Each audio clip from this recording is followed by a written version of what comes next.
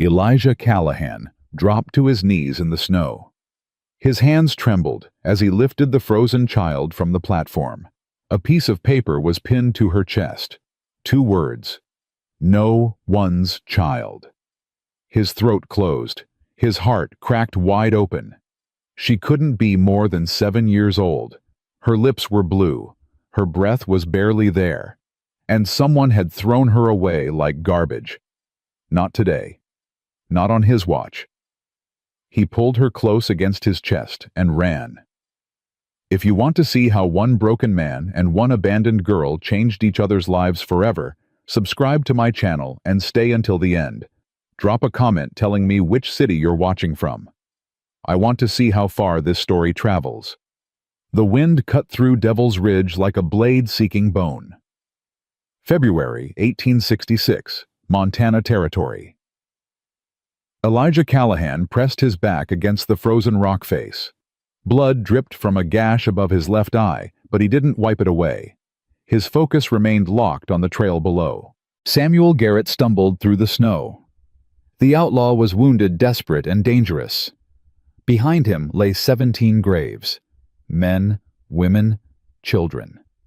All victims of the Garrett gang's bloody rampage across 3 territories. Elijah checked his Colt. 1 bullet left. It would be enough. He moved from cover silent as a shadow despite his injuries. The wind masked his footsteps.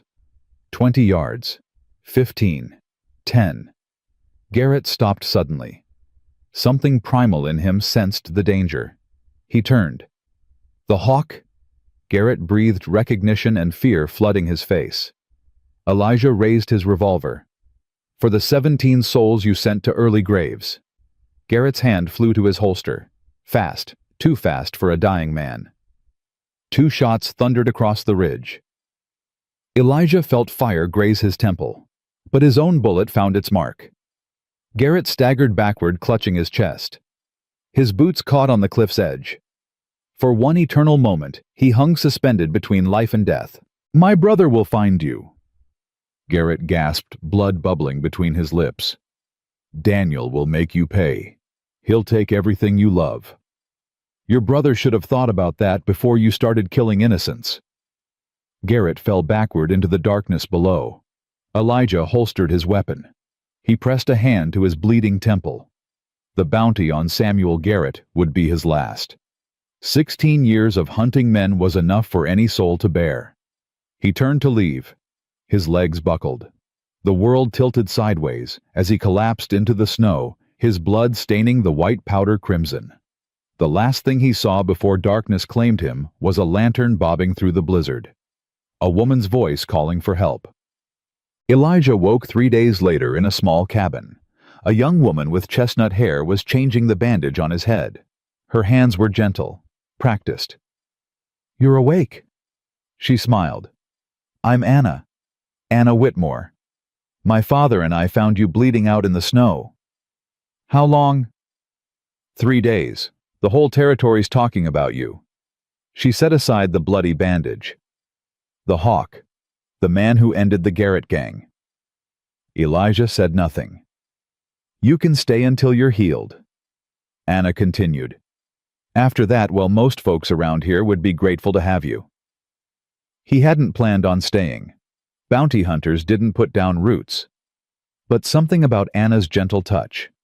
The quiet peace of Silver Creek. It spoke to a part of him long forgotten.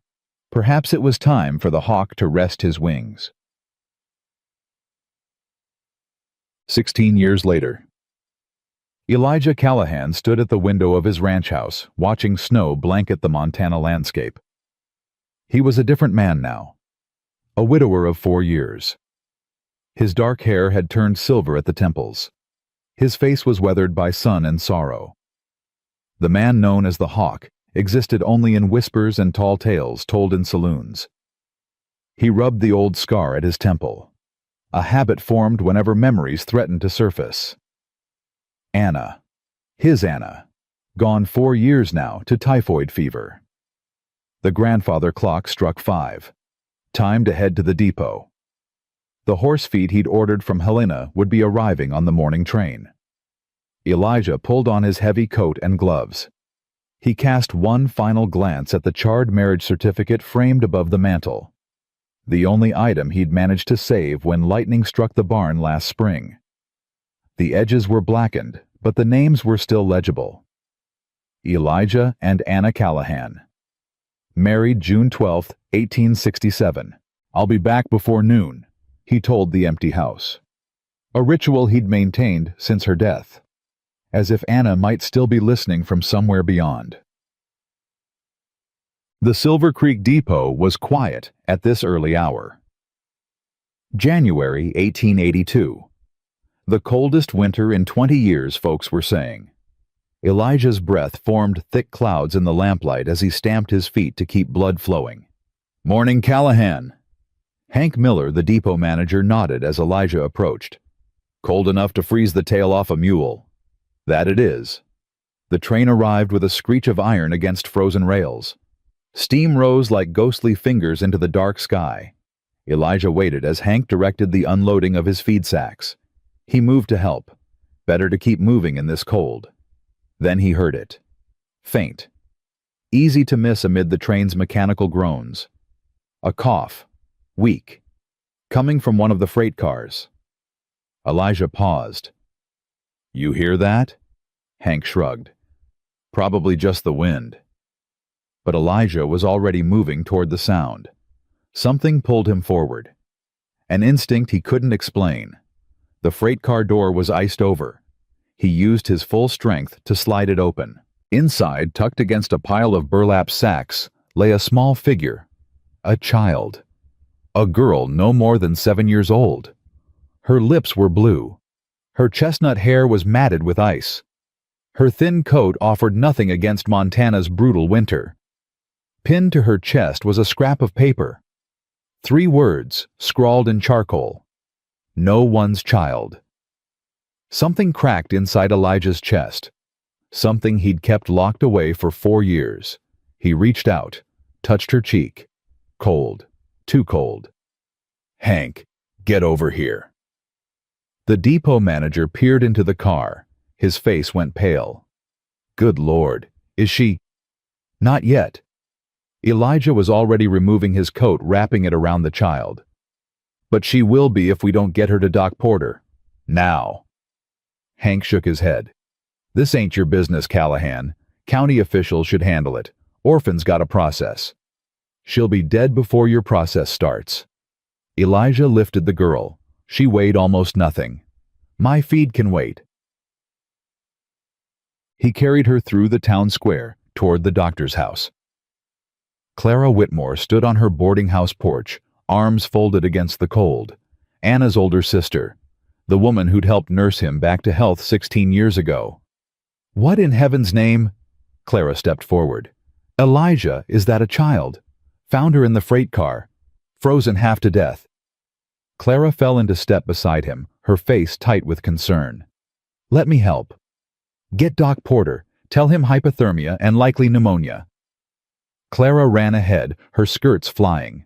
The girl stirred against Elijah's chest. Her eyes fluttered open. Gray eyes. Pale as winter sky. Anna's eyes. The recognition hit him like a physical blow. "Where's Mama?" the girl whispered. "Don't know, child, but you're safe now." Her small fingers clutched his coat. "Promise?" Elijah's throat tightened. He hadn't made a promise to anyone in 4 years. "Promise." Doc James Porter met them at the door. He took one look and stepped aside. "Bring her in, kitchen table, near the stove." The kitchen smelled of carbolic acid and coffee. Elijah laid the child on the table, and Porter moved quickly, peeling back her coat, pressing fingers to her throat. "She's been out there hours," Porter said grimly. "Maybe all night. Temperatures dangerously low." "Will she live?" "Too early to say." Porter mixed laudanum with honey in a tin cup. "She needs medicine, warm broth, and constant watching. Could be days before we know." Clara arrived breathless. She moved immediately to help gathering blankets, stoking the fire. Elijah stood back watching the child's shallow breathing. The note was still pinned to her dress. No one's child. He reached down and tore it away, crumpled it in his fist. She's somebody's child, he said quietly. Somebody threw her away, but she's still somebody. Clara looked up at him. Something flickered in her eyes. Recognition, maybe, or memory. Elijah. What? Look at her face. Really look. He did. The chestnut hair, the gray eyes, the small birthmark behind her left ear shaped like a star. His blood went cold. Anna had that same birthmark, in the exact same place. That's not possible, he breathed. Anna's sister, Clara said quietly. Lillian. She married a miner named Thomas Bennett about 8 years back, moved to Denver. Anna wrote to her for years, but the letters stopped coming about 2 years ago. You're saying this child is Anna's niece, your niece by marriage. Clara's voice cracked. Lillian must have sent her here. To you. Elijah looked at the girl again, at the face that carried echoes of his dead wife, at the small body fighting for each breath. Why? Why would she send her child alone in winter? I don't know. Clara wiped her eyes. But Lillian wouldn't have done it unless she had no other choice. Porter looked up from his work. She's stabilizing. The laudanum's helping, but she'll need watching through the night. I'll stay, Elijah said. Both Clara and Porter stared at him. Elijah, Clara began. You don't have to. She's family. The words came out rough, unused. She's Anna's blood. I'll stay.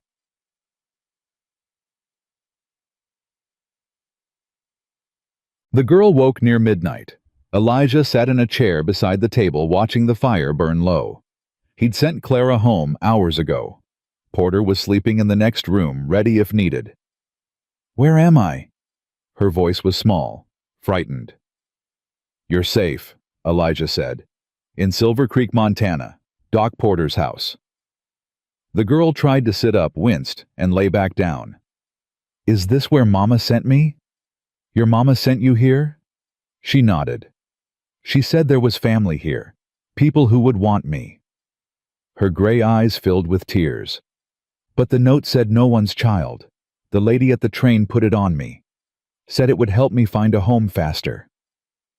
Rage flared in Elijah's chest, white-hot and sudden. Some stranger had pinned that cruel label on a dying child, had called her no one's. What's your name? He asked, keeping his voice gentle. Grace. Grace Bennett. Grace. He leaned forward. My name is Elijah Callahan. I was married to your Aunt Anna. Grace's eyes widened. Aunt Anna Mama talked about her. Said she was the prettiest lady in the whole world. Said she married a man who used to catch bad people. That was a long time ago. Is Aunt Anna here? The question cut deeper than any bullet ever had. No, Grace. She died. 4 years back. Grace's face crumpled. Like Mama? Elijah went still. Your mama's dead. She got sick, coughing blood. The doctors couldn't help. Tears spilled down Grace's cheeks. She told me I had to be brave, had to find Uncle Elijah in Montana, said he would keep me safe. Elijah closed his eyes. Lillian was gone. Anna's little sister. The one she'd worried about, constantly written to monthly, sent money to when times were hard. Gone. And she'd sent her daughter here. To him. The last person who should be trusted with a child. Grace. She looked at him, tears still streaming. Your mama was right. You're safe now. I'll keep you safe. Promise. That word again. The one he'd avoided for 4 years. Promise. Grace reached out her small hand. He took it. Her fingers were still cold but warming. She began to hum. The melody was soft, broken by coughs, but unmistakable. Elijah's heart stopped. It was Anna's lullaby, the one she'd made up herself, the one she sang while kneading bread or mending clothes by the fire, the one she'd hummed on her deathbed, delirious with fever. No one else knew that song. Anna had composed it herself, had never written it down. "Where did you learn that?" His voice came out strangled. "Mama taught me." Grace's eyes were drooping, the laudanum pulling her back toward sleep. She said her big sister made it up. Said if I ever got lost I should sing it, and someone who loved me would find me. She was asleep before Elijah could respond. He sat there holding her hand, listening to the fire crackle. Anna's song. Anna's eyes. Anna's blood. He'd sworn off family after Anna died. Sworn off love, connection, hope. He'd planned to live out his days alone, tending his horses, waiting for death to reunite him with his wife. But Anna had sent him one last gift. Through her sister. Through this child. A second chance he'd never asked for and didn't deserve. "All right, Anna," he whispered to the empty room. "I hear you." By morning, Grace's fever had broken. Doc Porter pronounced himself cautiously optimistic. Keep her warm, keep her fed, keep her resting. She's young, strong, she'll pull through. Elijah made a decision. "She's coming home with me." Porter raised an eyebrow. "You sure about that?" "You've been alone a long while, Elijah. A child needs more than a roof and 3 meals. She's family. The county might have something to say about that. There are procedures for orphans." "Then the county can say it to my face." Clara arrived as Elijah was preparing to leave. She carried a basket of supplies and a determined expression. "I'm coming with you. She'll need a woman's care while she recovers." "Clara, don't argue with me, Elijah Callahan. I've known you since you were half dead in my father's cabin. I'm not letting you bungle this." Despite everything, Elijah felt his mouth twitch, almost a smile. "Fine." He carried Grace to his wagon, wrapped in every blanket Clara could find. The girl was awake now, watching everything with wide gray eyes. "Is this your wagon?" she asked. "It is." "Mama said you had horses, beautiful horses." "That I do." Grace's face lit up. The first real smile he'd seen from her. "Can I see them?" "Once you're stronger." As they drove through town, Elijah noticed people watching, faces in windows, whispers on porches, the reclusive widower, taking in a strange child. There would be talk. Let them talk. He'd weathered worse. The ranch sat 5 miles from town. A modest spread nestled against pine-covered hills. The house was small but sturdy. Elijah had built it himself when he and Anna first married. Since her death, the place had taken on a neglected air. Curtains stayed closed. Dust gathered on shelves. The rocking chair on the porch collected snow instead of evening conversations. Clara took one look and shook her head. "This won't do. Not for a child. It's shelter. It's warm." "It's a tomb, Elijah." Her voice softened. Anna would weep to see it. He had no answer for that. They settled Grace in the spare room. Clara worked efficiently, airing musty quilts, building up the fire, preparing broth in the kitchen. Elijah found himself standing in the doorway watching the child sleep. No one's child. The words burned in his memory. "That's not true," he said quietly. "You're somebody. You're Anna's. And now you're mine." 3 days passed. Grace grew stronger with each one. She ate everything Clara put in front of her. She asked questions constantly. She followed Elijah with her eyes whenever he moved through the house. On the 4th day, she was strong enough to sit up in bed. "Uncle Elijah." He paused in the doorway. The title still felt strange. Foreign. "Yes. What happened to your face?" She pointed to the scar at his temple. "Did a bad man do that?" "A long time ago." "Were you catching him like Mama said?" Elijah hesitated. The hawk felt like another lifetime, another person entirely. "Yes." "Did you get him?" "I did." Grace nodded solemnly. "Good. Bad men should be caught." That afternoon, Clara announced she needed to return to town. "I've got a business to run. Can't stay forever." She fixed Elijah with a stern look. But I'll be back. Every day until she's fully recovered. I appreciate everything you've done." Clara paused at the door. Something complicated crossed her face. "She looks like her, you know. Anna. The way she tilts her head when she's thinking. The way she hums." "I know." "Don't let that ghost haunt you, Elijah. She's not Anna. She's Grace, a child who needs you to see her for who she is." "I know that too." Clara studied him for a long moment. Then she nodded and left.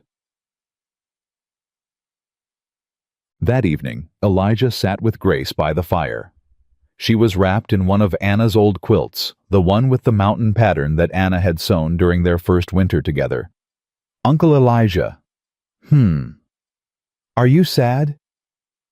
The question caught him off guard. "What makes you ask that?" "Your eyes." Grace looked at him steadily. "They're sad. Like Mama's were at the end. Like she was thinking about things she missed." Elijah stared into the fire. "I lost someone I loved very much. Your Aunt Anna." "Is that why the house feels empty, because she's not here anymore?" "Out of the mouths of children." "Yes." Grace was quiet for a moment. Then she said, "Mama told me something before she put me on the train. She said when someone we love dies, they don't really leave. They just move to a place we can't see. But they're still watching, still loving us." Elijah's throat tightened. "Your mama was a wise woman.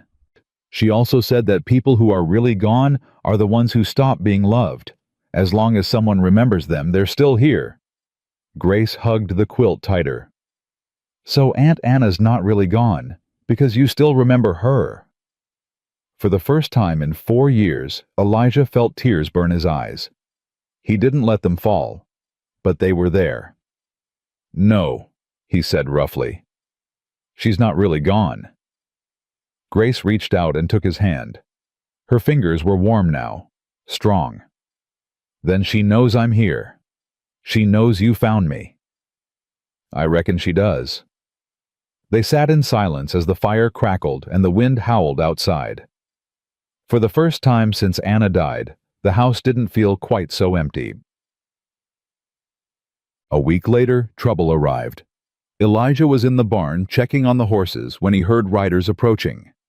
He stepped outside, hand resting near his hip out of old habit. 3 men on horseback, well-dressed, official-looking. The lead rider dismounted. He was lean, sharp-featured, with the kind of smile that never reached his eyes. "Mr. Callahan, I'm Marcus Cole, County Land Registrar." Elijah didn't move. "What brings you out here, Mr. Cole?" "Official business, I'm afraid." Cole's smile widened. "Word reached my office that you've taken in an orphan child. A girl found at the depot with no documentation, no family connection. She's my wife's niece. Family." "So you claim." Cole produced a folded paper from his coat.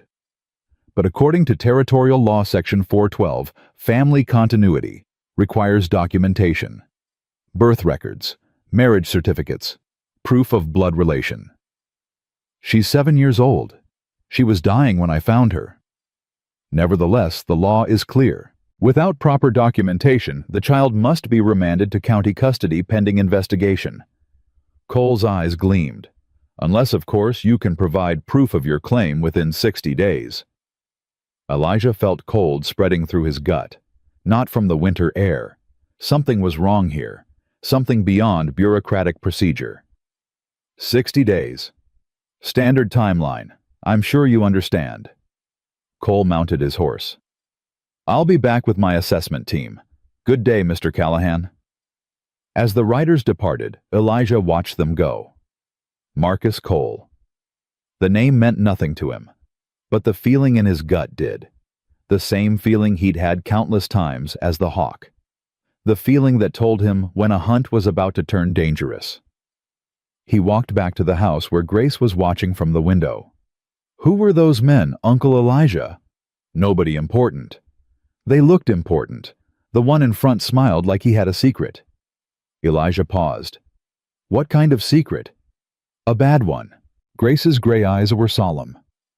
Mama used to say you could tell a lot about a person by how they smile. That man's smile didn't reach his eyes. Smart child. Too smart for her own good. Don't worry about him, Grace. I'll handle it. But as he watched the riders disappear over the ridge, Elijah knew this was only the beginning. Someone wanted Grace gone from his life. And the hawk in him needed to know why. That night, Elijah couldn't sleep.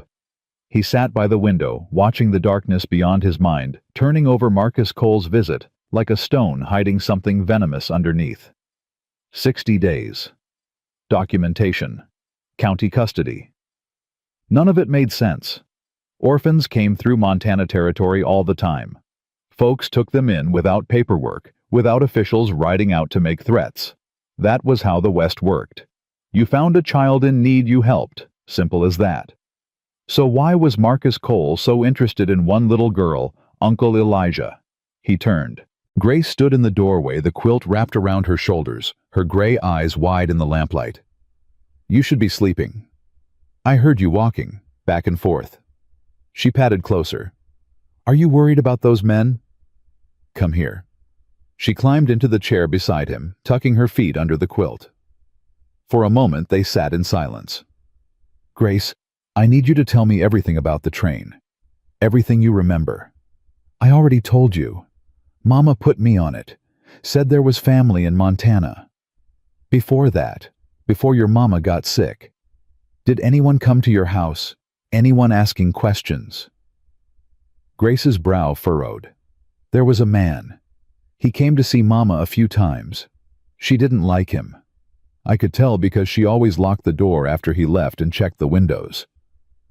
Elijah leaned forward. What did he look like? Tall, thin. Grace thought hard.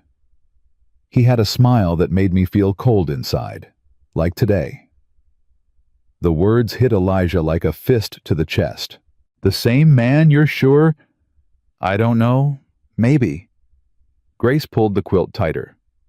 Uncle Elijah, why would someone want to hurt Mama? She never did anything bad to anyone. I don't know yet, Grace, but I'm going to find out. He walked her back to bed, tucked the covers around her small frame, and stood watching until her breathing deepened into sleep. Then he went to the trunk in his bedroom, the one he hadn't opened in 16 years. Inside, beneath old clothes and memories he'd tried to bury, lay his gun belt. The leather was cracked from disuse. The holster was empty. But beneath it, wrapped in oilcloth, were the twin Colts he'd carried as the Hawk, each one engraved with a hawk in flight on the grip. Elijah lifted one revolver, checked the cylinder. Still loaded. The weight was familiar. Dangerous. He'd sworn to Anna he'd never touch these weapons again. Had promised her the Hawk was dead and buried. But someone was threatening his family, and the Hawk had never let a threat go unanswered. Clara arrived the next morning with news. I've been asking around town, she said, keeping her voice low while Grace ate breakfast in the kitchen. Marcus Cole showed up about 8 months ago. Came from somewhere back east. Cheyenne, maybe. Helena, nobody knows for certain. What else? He's been buying up land, or rather the railroad's been buying it through him. Clara's mouth tightened. 6 homesteads in the past year. All of them belong to widows or widowers without children. All of them seized under that same law he mentioned to you. Section 412. Family continuity provision. If you can't prove blood relation or legal adoption, the county can declare your homestead abandoned and sell it at auction. Clara leaned closer. Elijah, every single property Cole has seized has ended up with the Montana Pacific Railroad within a month, at 10 times what the county paid for it. Elijah's jaw tightened. He's running a scheme, using the law to steal land.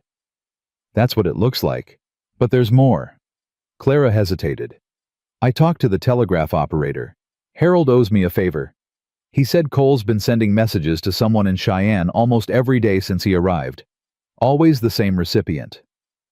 Who? Someone with the initials DG. DG. The letters meant nothing to Elijah, but the cold feeling in his gut intensified. There's something else. Clara said quietly. Something I should have told you when Grace first arrived. Tell me now. Lillian wrote to me, about 6 months before she died. Clara's eyes glistened. She was frightened, Elijah. She said someone was watching her, following her. She said if anything happened to her, I should make sure Grace got to you, that you were the only one who could protect her. Why didn't you tell me this before? Because I didn't know if Grace would make it here. I didn't know if Lillian was just being paranoid from her illness. Clara's voice cracked. But now with Cole showing up asking about her specifically. Elijah, this isn't coincidence. No, it's not. He stood moving to the window watching the road that led to town. Someone wanted Lillian dead.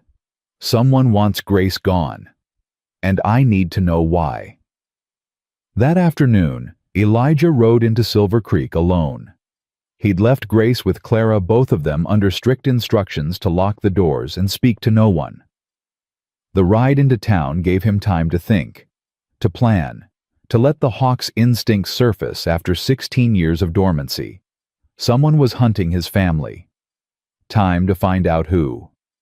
Sheriff Henry Dawson was in his office, feet propped on the desk, when Elijah walked in. Dawson looked up. His weathered face registered surprise, then something deeper. Recognition. Well, well, Elijah Callahan. Been a while since you came to town voluntarily. I need information, Henry. About Marcus Cole, I reckon. Dawson swung his feet down. Clara's been asking questions all over town. Figured you'd show up eventually. What do you know? Dawson studied him for a long moment. Then he reached into his desk drawer and pulled out a bottle of whiskey and 2 glasses. Sit down, Elijah. This is going to take a while. Elijah sat. Dawson poured 2 measures and pushed one across the desk. You remember back in '66, the Garrett gang? I remember. You killed Samuel Garrett, the leader. Put an end to their rampage across 3 territories. Dawson took a slow sip. But Samuel had a younger brother, Daniel. He was just a kid back then, 15, maybe 16. Ran with the gang, but never got his hands dirty enough for a bounty. Elijah felt the cold spreading through him. Daniel Garrett. DG. Dawson nodded. I did some digging after Clara started asking questions. Marcus Cole doesn't exist before 1874. No birth records, no family history, nothing. It's like he appeared out of thin air. He leaned forward. But Daniel Garrett disappeared from the territory in 1867, 1 year after you killed his brother. You're saying Cole is Daniel Garrett? I'm saying it's mighty suspicious. Dawson's eyes were hard. A man with no past shows up in your territory, starts seizing land from folks without families. Then a child connected to you appears, and suddenly he's very interested in making sure she doesn't stay. Elijah's mind raced. The pieces were falling into place. Terrible pieces forming a terrible picture. He's been planning this for years. Looks that way. But why now? Why wait 16 years? Dawson was quiet for a moment. Then he said, Your wife, Anna, she died 4 years ago. What does that have to do with anything? Think about it, Elijah. While Anna was alive, you had family. You had roots. Taking your land would have been complicated. Dawson's voice softened. But a widower with no children. No heirs. Under Section 412, you're vulnerable. Your land could be seized the same way he's taken all the others. The realization hit Elijah like a physical blow. He was waiting for me to be alone. And then Grace showed up, Lillian's daughter, Anna's niece. Dawson nodded slowly. She complicates things for him. If she's legally recognized as your family, you're protected. But if he can prove she's not your blood, not your legal ward, he takes everything. Your land, your horses, everything you and Anna built. Dawson leaned back. And if I had to guess, he gets revenge for his brother in the process. leaves you with nothing, the way you left him with nothing when you killed Samuel." Elijah stood abruptly, his chair scraped against the floor. "Where is he now?" "Elijah." Dawson's voice carried a warning. "Don't do anything stupid." "Where?" "His office, county building. But listen to me." Dawson rose, blocking the door. "If you go after him now, guns blazing, you're playing right into his hands. He wants you to become the Hawk again, wants you to give him an excuse to act legally against you." "He killed Lillian. I know it." "You don't know anything yet. You suspect." Dawson's eyes held his. "You need proof, Elijah. Real proof. Something that will hold up in front of a judge, otherwise he wins." Elijah stood there, fists clenched, every instinct screaming to find Cole and end this now. But Dawson was right. The Hawk had been a hunter, a killer. But he'd also been patient, strategic. He'd never let rage cloud his judgment. "How do I get proof?" Dawson reached into another drawer, pulled out a leather-bound ledger. "I've been keeping records. Every land seizure Cole's been involved in, every property that ended up with the railroad, every family he's destroyed." He handed the ledger to Elijah. "It's not enough to convict him, not yet, but it's a start." Elijah took the ledger. "What else do I need? Witnesses, documents, someone willing to testify that Cole forged signatures, fabricated evidence." Dawson paused. "And you need to establish Grace as your legal family, publicly, undeniably, so he can't use Section 412 against you." "How?" "The old way. The way folks have been proving family for generations out here." Dawson's mouth curved into something almost like a smile. "A branding ceremony. Public participation in family trade, witnessed by the whole town." "She's 7 years old. Old enough to hold an iron, old enough to make a mark." Dawson met his eyes. "It's legal, Elijah. Territorial law recognizes it. And if half the town watches her brand your horses with your family, mark, no judge in Montana can say she's not your kin." Elijah looked down at the ledger in his hands, then at the badge on Dawson's chest. "You're taking a risk, helping me like this. You saved my life once, back in '67, when Samuel's men had me pinned down outside Helena." Dawson's voice was quiet. "I haven't forgotten. And I'm not about to let his brother destroy a good man and an innocent child."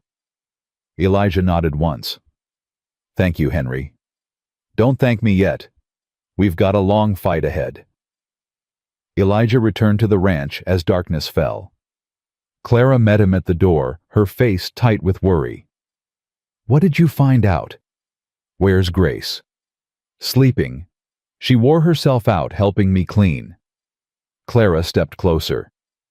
"Elijah, what's going on?" He told her everything. Cole's true identity. The revenge plot 16 years in the making. The danger Grace was in simply by existing. Clara listened in silence. When he finished, her face was pale but determined. "What do we do?" "We fight. But smart." Elijah set Dawson's ledger on the table. "I need to find more evidence. Proof that Cole forged documents that he's been stealing land.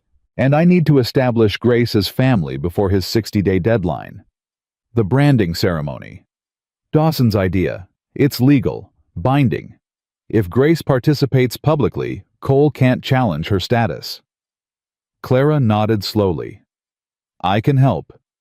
There are people in town who remember what you did for this territory. The families you saved when the Garrett gang was terrorizing everyone, they'll stand with you. Some will, others are afraid of Cole. Then we give them something to be more afraid of." Clara's eyes flashed. "We show them the Hawk is back." "I'm not that man anymore, Clara." "Maybe not, but Cole doesn't know that." She reached out, touching his arm. "Use it, Elijah. Use the fear he has of who you were. It might be the only advantage you have." That night, Elijah sat by Grace's bed watching her sleep. She looked so small, so fragile, A child who'd already lost everything and was about to be caught in a war she didn't understand. "I won't let him take you," Elijah whispered. "I don't care what it costs. You're family now, and family protects its own." Grace stirred. Her eyes fluttered open. "Uncle Elijah." "Go back to sleep, Grace." "Were you watching me?" "Just making sure you're safe." She reached out her small hand, finding his. "I had a dream about Mama. She said you would keep me safe. She said you were a good man even if you didn't believe it yourself." Elijah's throat tightened. "Your mama had a lot of faith in me." She was right. Grace's eyes were already closing again. "You found me. You kept your promise." Within moments, she was asleep again. Elijah sat there until dawn, holding her hand, listening to her breathe. The next few weeks passed in tense preparation. Elijah worked with Grace every day, teaching her to hold the branding iron, to press it steady and true. She was small but determined. Her hands grew stronger with each session. "Like this?" she asked, mimicking the motion for the 100th time. "Steadier. Count to 3 in your head. Then lift." She tried again. Better this time. "Good. You're learning fast." Grace beamed at the praise. "Mama always said I was stubborn. She said I got it from Aunt Anna." She wasn't wrong. Clara came every day bringing supplies and news from town. Some of it was encouraging. Families remembered what the hawk had done for them. They were willing to stand as witnesses, to testify on Elijah's behalf. But other news was darker. "Cole's been busy," Clara reported one afternoon. "He's filed papers with the territorial judge, claims you're unfit to care for Grace, says you've threatened him, that you're unstable." Lies. Of course they're lies. But he's got witnesses, people he's paid or threatened. Clara's mouth twisted. He's also requested the judge expedite the review. Wants it done before the 60 days are up. Can he do that? If the judge agrees. And Judge Harrison is due in Silver Creek next month. Clara paused. "Elijah, we need to move faster. The branding ceremony can't wait." "Grace isn't ready. She'll have to be." That night, Elijah found Grace in the barn practicing alone. She held the cold iron in both hands, pressing it against a wooden post, counting under her breath. Her face was set with concentration. 1, 2, 3. She lifted the iron, examined her imaginary brand. "Not bad," Elijah said from the doorway. Grace jumped. "I didn't hear you." "That's because I didn't want you to." He walked closer. "You're practicing without me. I want to be ready." Grace looked up at him, her gray eyes serious. "Miss Clara told me about the bad man, about how he wants to take me away." Elijah silently cursed Clara's loose tongue. "You shouldn't worry about that." "I'm not worried." Grace lifted her chin. "I'm angry. He doesn't get to decide if I'm family or not. You decide, I decide." She gripped the iron tighter. "This is how we prove it right. With the brand." "That's right." "Then I'll be ready, I promise." Elijah looked at this child who'd been thrown away by the world, who'd survived abandonment and illness and grief, who was standing here now ready to fight for her place in a family she'd only known for weeks. "You're already family, Grace. The ceremony is just for the law." "I know." She smiled, small but real. "But I want everyone else to know it too." The night before the scheduled ceremony, everything fell apart. Elijah was checking the horses when he heard the sound. Hoofbeats. Multiple riders. Coming fast. He grabbed his rifle and moved to the barn door. 6 men on horseback, armed, spreading out to surround the property. "Grace!" he shouted. "Clara! Get inside now!" He heard the front door slam. Heard Clara's voice calling instructions. The lead rider dismounted. Even in the darkness, Elijah recognized him. Marcus Cole. "Evening, Callahan," Cole's voice carried across the yard. "Hope we're not interrupting anything." You're on my property, Cole. Uninvited. County business. Cole held up a paper. I've got a warrant. Judge Harrison signed it this afternoon. Seems there's been some concerns about the child in your care. We're here to conduct a welfare inspection. At night with 6 armed men. Can't be too careful. You've got quite a reputation after all. Cole's smile was a slash of white in the darkness. The Hawk. That's what they used to call you, isn't it? Elijah felt his blood turn to ice. That was a long time ago. Was it? Cole stepped closer. My sources tell me you killed a lot of men in your time. Bad men, supposedly. But who decides who's bad and who's not? His voice hardened. My brother was 15 years old when you put a bullet in him. Your brother rode with murderers. He made his choice. He was a child, following the only family he had. Cole's composure cracked, just for a moment. Then the mask slid back into place. But that's all in the past. I'm a law-abiding citizen now, a county official, and I'm here to ensure the welfare of an orphan child. She's not an orphan. She's my family. Prove it. I will. Tomorrow. At the branding ceremony. In front of the whole town. Cole laughed. A cold, hollow sound. There won't be any ceremony, Callahan. Judge Harrison has suspended all family continuity claims pending his review. You try to brand that child tomorrow, you'll be arrested for defying a court order. The words hit Elijah like a physical blow. That's not possible. Dawson said. Dawson isn't the only one with friends in this territory. Cole remounted his horse. 60 days. You've got 60 days to produce legal documentation proving blood relation, birth certificates, marriage records, official papers. He smiled that cold smile. And something tells me you don't have any of that. He turned his horse toward the road. One more thing, Callahan. The girl. Grace. Cole looked back over his shoulder. She's got her mother's eyes. Lillian used to look at me the same way, right before she started coughing blood. Elijah's vision went red. He raised his rifle. Uncle Elijah, no! Grace's voice cut through the rage. She was standing on the porch, Clara holding her back. Please, Grace called. Please don't. Cole laughed again. Better listen to your family hawk, while you still have one. He spurred his horse and rode away, his men following.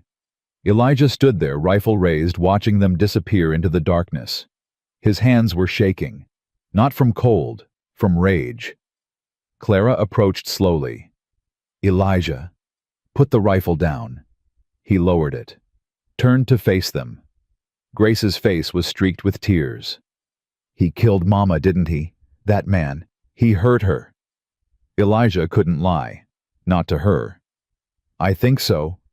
Grace's small hands clenched into fists. Then we have to stop him. We have to make him pay for what he did. We will. How? Clara demanded. He's blocked the ceremony. He's got the judge in his pocket. What can we do? Elijah looked at Grace. At the fire burning in her gray eyes. Anna's eyes. He thinks he's won, Elijah said slowly. He thinks we're beaten. Aren't we? No. Elijah walked to the porch, crouched down to Grace's level. He made a mistake tonight. He told us who he really is, what he really wants. Revenge, Grace whispered. For his brother. That's right, and revenge makes men sloppy, careless. Elijah stood. He's been planning this for 16 years, but he's not the only one who knows how to plan. What are you going to do? Clara asked. Elijah looked out at the darkness where Cole had disappeared. I'm going to find proof. Real proof. Something that will destroy him in front of the whole territory. His voice hardened. And then I'm going to show him what happens when you threaten a man's family. Clara and Grace exchanged glances. We're coming with you, Grace said firmly. No, it's too dangerous. You promised, Grace's voice cracked. You promised you wouldn't leave me. Elijah stopped, looked at her. This small, fierce child who'd already lost everything, who was standing here now, demanding to fight alongside him. "I'm not leaving you, Grace. I'm protecting you." "Then protect me by letting me help." She lifted her chin. "Mama said family sticks together, no matter what." Clara put her hand on Grace's shoulder. "She's right, Elijah. Whatever you're planning, we're part of it. All of us." Elijah looked at them, the sister of the woman he'd loved, the niece who'd become his daughter in everything but law, his family. "All right," he said finally. "Together." Grace threw her arms around him. He held her tight, feeling her small heart beating against his chest. Somewhere out there, Daniel Garrett thought he'd won. He was wrong. The hawk was awake, and this time he had something worth fighting for. The next 3 days, Elijah barely slept. He rode to every homestead Cole had seized, knocked on doors, asked questions. Most folks were too scared to talk. They'd seen what happened to those who crossed the county registrar, but a few remembered. A few were angry enough to share what they knew. Thomas Hartwell was the first to speak openly. "He came to my neighbor's place last spring," Hartwell said, standing in his barn doorway. "Old widow named Martha Jennings. Lived alone since her husband died in '79. Cole showed up with papers. Said she hadn't filed proper documentation. Said her land was forfeit." What happened?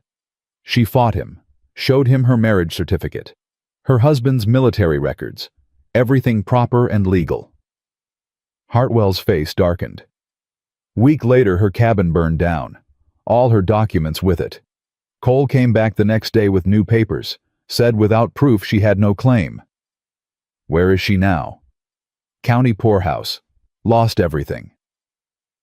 Elijah felt the familiar cold rage building. "Would you testify to this in front of a judge?" Hartwell hesitated. Then he looked toward his house where his wife stood watching from the window with their 3 children. "Cole threatened my family Callahan. Said if I talked my place would be next. I can protect you." "Can you?" Hartwell shook his head. "You're one man against the whole county system. Cole's got the judge. He's got hired guns. He's got the railroad's money behind him. I've got the truth. Truth don't stop bullets." Elijah stepped closer. 16 years ago, your father was pinned down outside Helena. The Garrett gang had him surrounded. Would have killed him if I hadn't shown up. Hartwell went still. "You remember that?" "I remember every life I saved, and every one I took."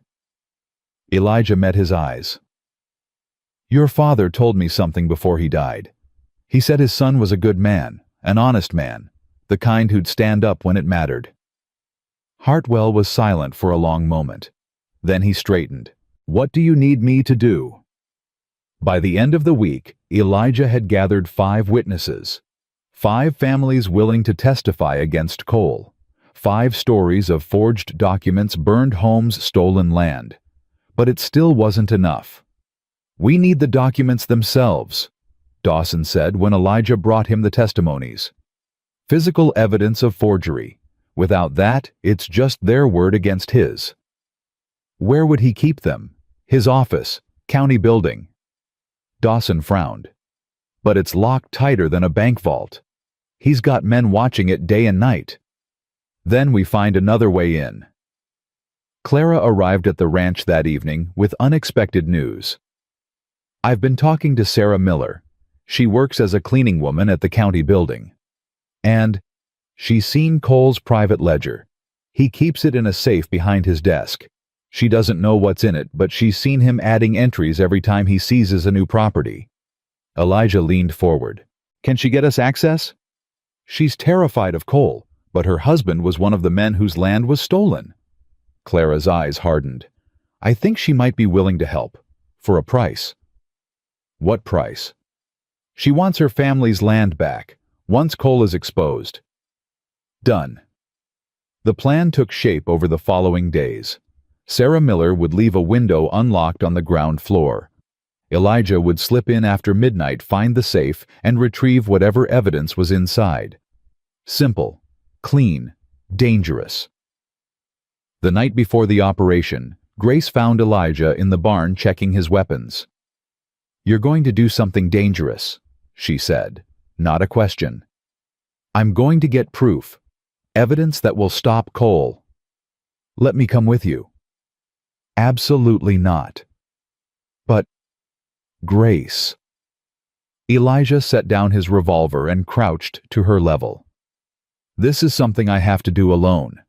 If anything happened to you, I'd never forgive myself." "What if something happens to you?" Her voice trembled. "What if you don't come back?" "I'll come back. You can't promise that." "I can. I will." He took her small hands in his. "I promise to keep you safe. I promise to be your family. I don't break my promises." Grace threw her arms around him. "I'm scared, Uncle Elijah."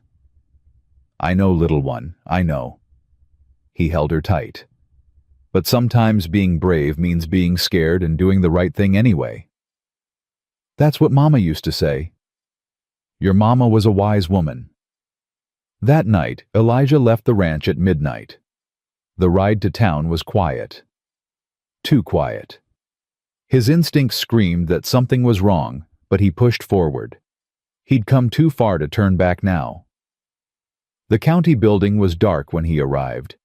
He tied his horse in the alley and moved to the window Sarah had promised to leave unlocked. It was open, just as she'd said. Elijah slipped inside his boots, silent on the wooden floor. The building smelled of dust and old paper. He moved through the darkness, counting doors until he found Cole's office. The door was locked, but locks had never stopped the hawk. Within seconds he was inside. The safe was exactly where Sarah had described. Behind the desk, hidden behind a painting of the Montana mountains. Elijah worked quickly. The combination lock was old rusted. He pressed his ear against the metal, listening for the click of tumblers falling into place. 1, 2, 3. The safe opened. Inside were stacks of papers, ledgers, certificates. Elijah grabbed everything he could carry, stuffing documents into his saddlebag. Then he saw it. A letter, addressed to Daniel Garrett from someone named William Hayes. Dated 1878. Elijah unfolded it and read by the dim light filtering through the window. "Daniel, I've completed the research you requested.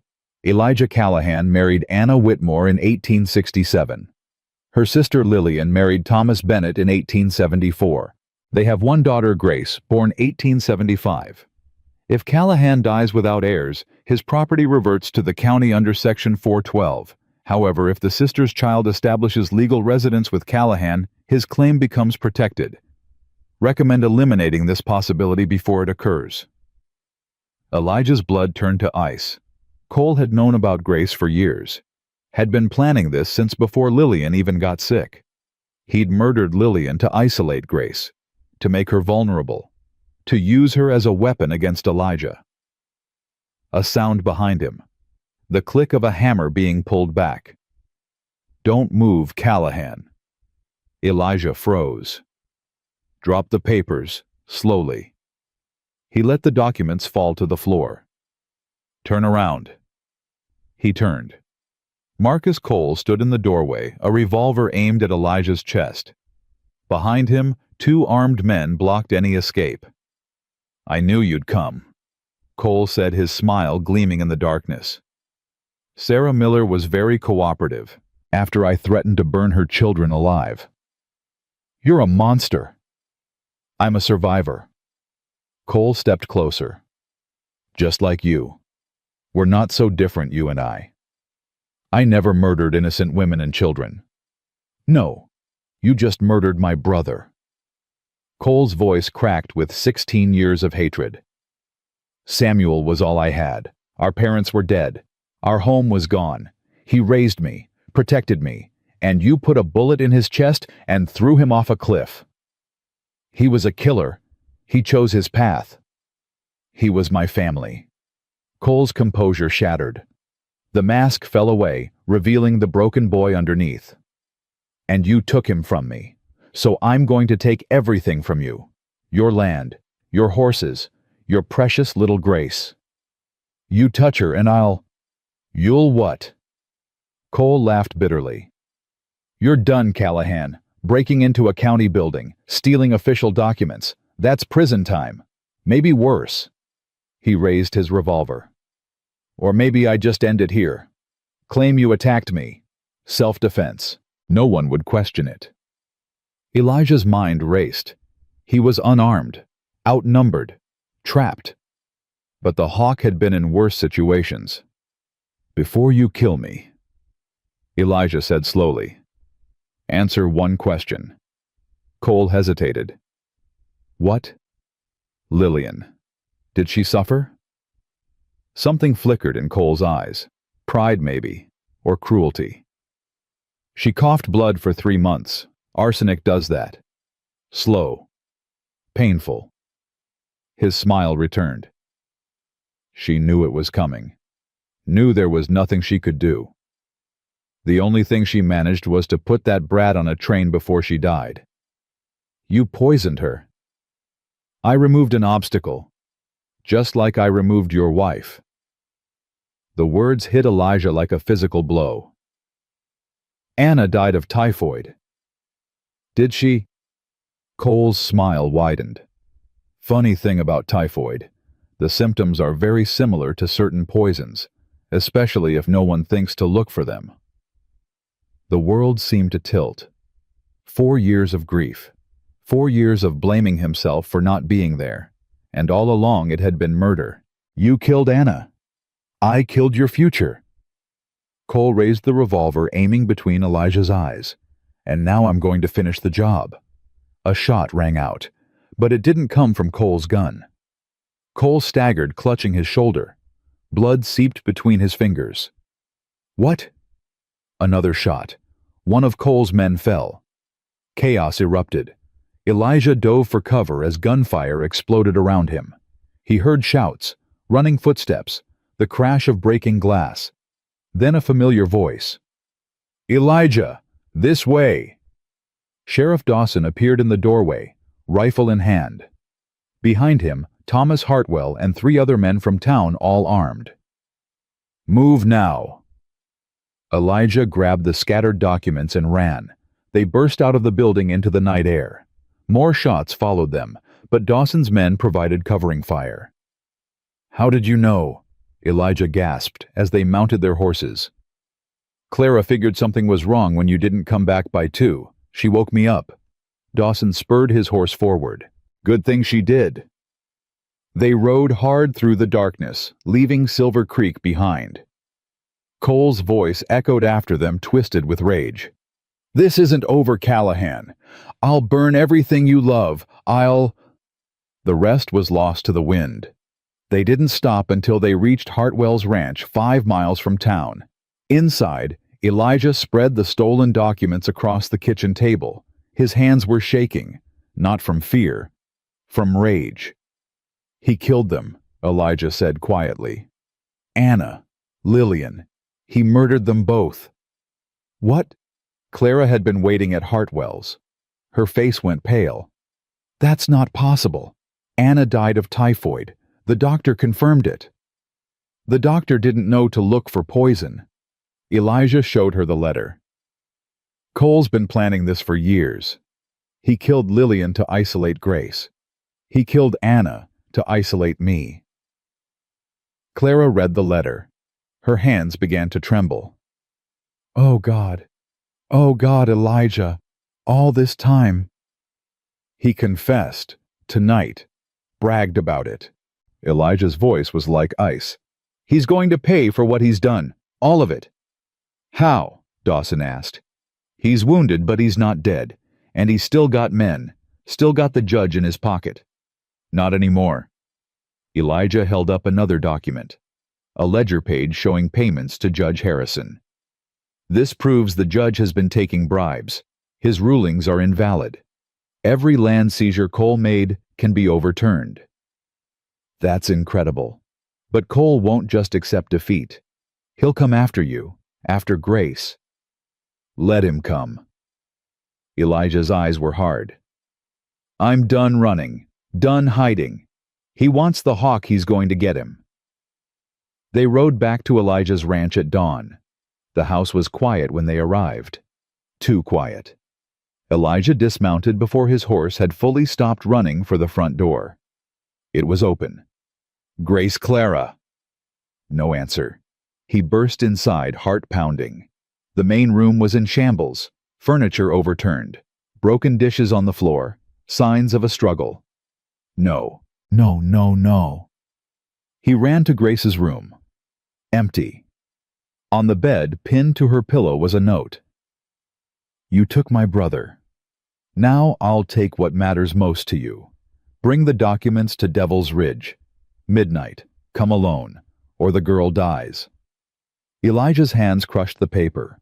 Behind him, Dawson and Hartwell arrived, taking in the destruction. "They have her," Elijah said, his voice barely recognizable. "Cole has Grace."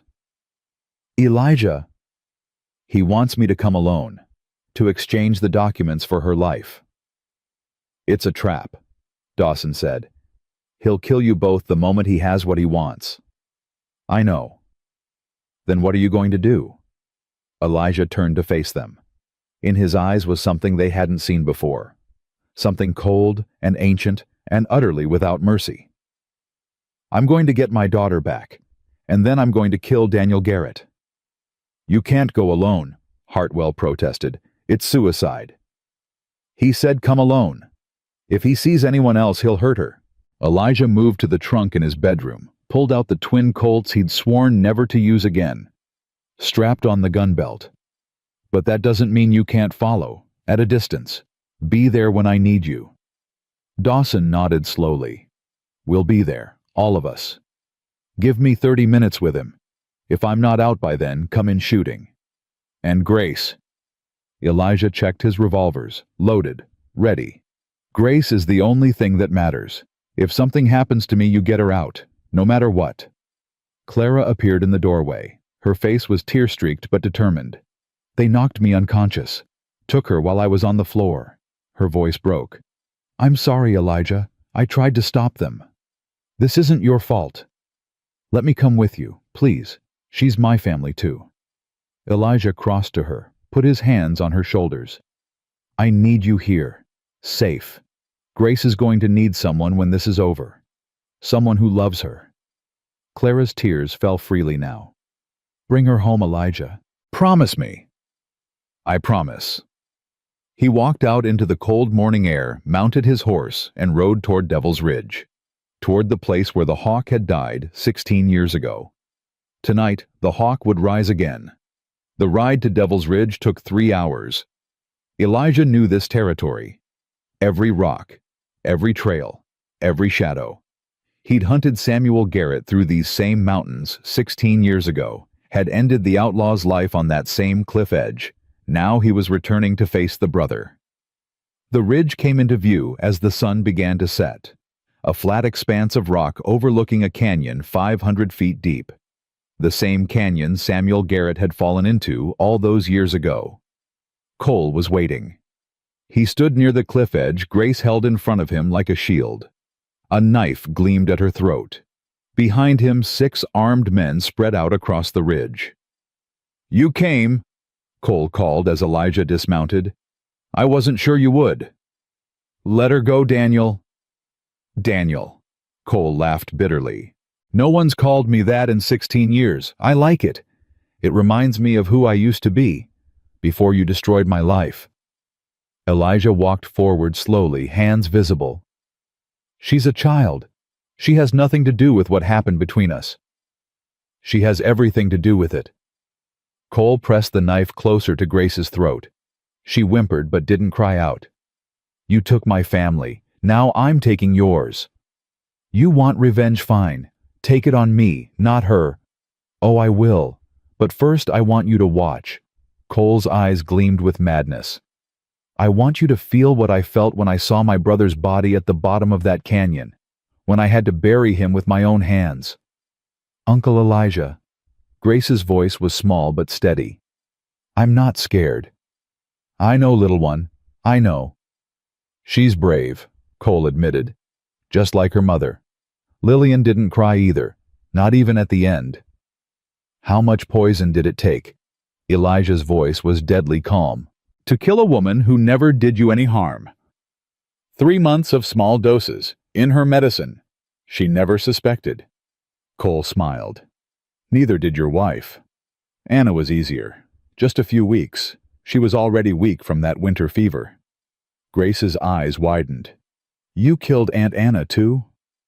I killed everyone the Hawk ever loved. And I'm not done yet.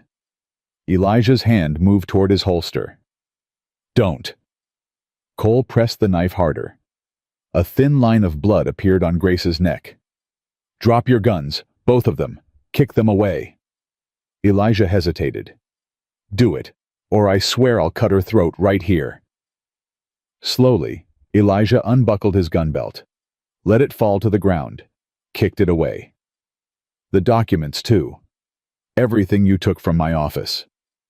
Elijah pulled the papers from his coat, tossed them at Cole's feet. Good. Good. Cole relaxed slightly. Now we can talk. What do you want, Daniel? You've already won. You have the documents. You have me unarmed. What else is there? I want you to admit it. Cole's voice cracked with emotion. I want you to admit that killing Samuel was wrong. That you destroyed an innocent boy's life for bounty money. Your brother murdered 17 people. Men, women, children. He burned families alive in their homes. He was protecting me, building a future for us. He was a monster, and you've become the same thing. Cole's face twisted with rage. He shoved Grace aside and lunged at Elijah, knife flashing. Elijah was ready. He caught Cole's wrist twisted, and the knife flew into the darkness. They grappled fists, flying two men locked in 16 years of hatred. Cole was younger, faster. But Elijah was fighting for something more than revenge. He was fighting for his family.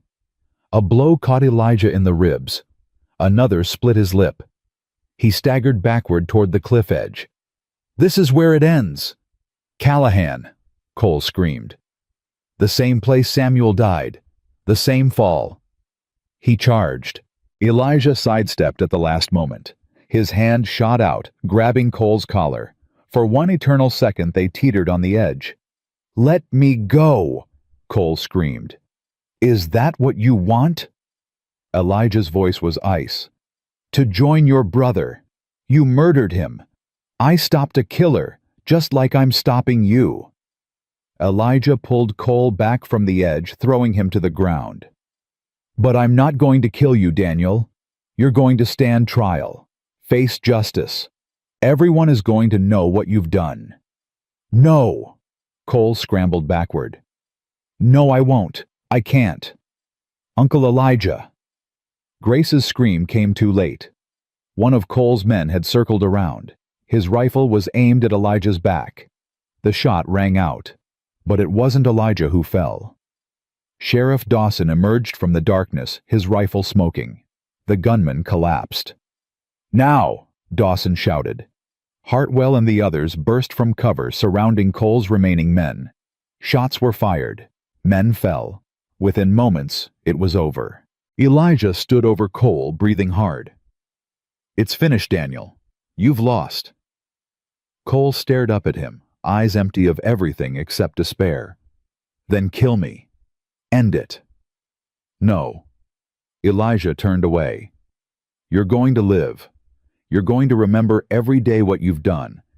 And when they hang you, the whole territory will know that the Hawk doesn't murder in cold blood. Not even men who deserve it. Grace ran to him, throwing her arms around his waist. You came for me. I'll always come for you. Elijah held her tight, feeling her heart beat against his. Always. Dawson approached, handcuffs in hand. Daniel Garrett, you're under arrest for murder, fraud, and kidnapping. You have the right to remain silent, but I doubt you will. As Dawson led Cole away, Grace looked up at Elijah. Is it really over? Elijah watched his enemy disappear into the darkness. The man who had taken everything from him, who had murdered his wife, his sister-in-law, who had tried to destroy the last good thing in his life. "Yes, little one, it's over." Grace hugged him tighter. "Can we go home now?" Home. The word had never meant so much. Yes, we can go home. The ride back to Silver Creek took until dawn. Grace fell asleep against Elijah's chest, exhausted from the terror of the night. He held her with one arm, guiding his horse with the other, feeling her small heartbeat against his ribs. She was safe. That was all that mattered. Dawson rode ahead with Cole bound and gagged in a wagon. The other prisoners followed, guarded by Hartwell and his men. A procession of justice finally served. Clara was waiting on the porch when they arrived. She ran to meet them, tears streaming down her face. "Grace, oh, thank God, thank God." Elijah lowered the sleeping child into Clara's arms. "She's not hurt, just tired." "And you?" Clara's eyes scanned his face, taking in the cuts and bruises. "You look like you fought a bear." "Something like that." Clara carried Grace inside while Elijah dismounted. His body ached in places he'd forgotten existed. 58 years old, and he'd just fought a man half his age on a cliff edge in the middle of the night. The hawk was definitely getting too old for this. "Elijah." Dawson approached, his expression grave. "We need to talk about what happens next." "Later. Let me get Grace settled first." "It can't wait." Dawson lowered his voice. "Cole's men are talking. One of them is willing to testify in exchange for leniency. He says Cole kept records of everything, every bribe, every murder, every piece of land he stole. We already have the documents. Not all of them. There's more, hidden somewhere else." Dawson glanced toward the wagon where Cole sat silent and seething. "He won't tell us where, but his man says it's enough to bring down half the territorial government." Elijah absorbed this. "You think Cole had help beyond the judge?" "I think this goes higher than we realized. Railroad money, political connections. Cole was just the instrument." Dawson's jaw tightened. "If we don't find those records, someone else will, and they'll bury them, along with anyone who knows they exist. Then we find them first." "How Cole's not talking?" Elijah looked toward the house where Clara was tending to Grace. "Let me try." Cole was being held in the back of the wagon, hands bound, mouth finally ungagged. His shoulder wound had been crudely bandaged, but blood still seeped through the cloth. He looked up as Elijah approached. Something like amusement flickered in his eyes. "Come to gloat, Hawk. Come to offer you a choice." "What choice? I'm already dead. The moment that rope goes around my neck, everything ends." "Not everything." Elijah leaned against the wagon's edge. "You kept records, evidence against the people who helped you. Where is it?" Cole laughed, a hollow, broken sound. "Why would I tell you?" "Because you're going to hang either way, but how you're remembered, that's still in your hands." "Remembered?" Cole spat. "As what? The man who failed to avenge his brother, the man who let the hawk win again. As the man who exposed the corruption that let all this happen." Elijah's voice softened. "You were a boy when Samuel died, 15 years old, alone, afraid. I took your brother from you and you spent 16 years planning revenge. I understand that." "You understand nothing." "I understand loss. I understand rage. I understand wanting to destroy the thing that destroyed you." Elijah met Cole's eyes. "But the men who funded your scheme, the politicians who looked the other way, they used you, Daniel, used your grief, your hatred. They're going to walk free while you swing from a rope." Something shifted in Cole's expression, a crack in the armor of hatred. "They promised me," he whispered. "Promised that once you were destroyed, I'd have everything. Land, power, respect. And instead, I'm here, in a wagon, going to my death." Cole's voice cracked. "Samuel would be ashamed of me. Then make it right. Tell me where the records are. Cole was silent for a long moment. Then he said, "The old mill, 3 miles east of town. There's a cellar, a lockbox hidden under the floorboards." "Why should I believe you?" "Because I'm tired, Callahan." Cole's eyes closed. 16 years of hate. 16 years of planning. And in the end, what did it get me? A bullet wound and a noose. He laughed bitterly. "You were right. My brother was a monster, and I became one trying to avenge him." Elijah straightened. "If you're lying—" "I'm not. The lockbox is there. Everything you need to bring them all down." Cole opened his eyes. "Just promise me one thing." "What?" "Tell Grace I'm sorry. For what I did to her mother. For what I tried to do to her." His voice broke. "She looks like Lillian, you know. Same eyes, same stubborn chin. When I held that knife to her throat, all I could see was her mother's face." Elijah said nothing. "I didn't want to become this," Cole continued. "When Samuel died, I just wanted justice. But somewhere along the way, justice turned into something else. Something ugly." He looked at Elijah.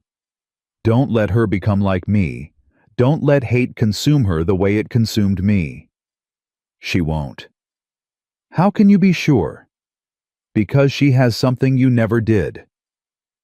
Elijah turned away. "She has family." The old mill was exactly where Cole had said. Elijah rode out with Dawson and 2 deputies, leaving Hartwell to guard the prisoners. The building was abandoned, rotting, half-collapsed from years of neglect.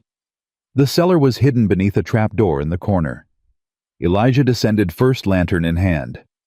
The space was small, damp, and smelled of mold and decay. But in the far corner, exactly as Cole had described, a loose floorboard concealed a metal lockbox. Inside were dozens of documents, letters, ledgers, contracts, names that made Dawson whistle low. Good God! The territorial governor, 3 state senators, the railroad commissioner. Dawson flipped through the pages. Cole wasn't just working for the railroad. He was working for half the territorial government. "Can we use this? We can destroy them with this." Dawson's eyes gleamed. "Every land seizure, every bribe, every backroom deal. It's all here. Dates, amounts, signatures. Then let's make sure the right people see it." They returned to town to find a crowd gathered in the square. Word had spread about Cole's arrest, about the documents, about the corruption that had been festering at the heart of their community for years. People were angry, frightened, demanding answers. Elijah pushed through the crowd to find Clara waiting on the steps of the general store. "Grace is inside," Clara said quickly. "Mrs. Hobbs is watching her. She's fine." "Good." "Elijah." Clara grabbed his arm. "People are talking. They want to know what happens next. They're scared." They should be.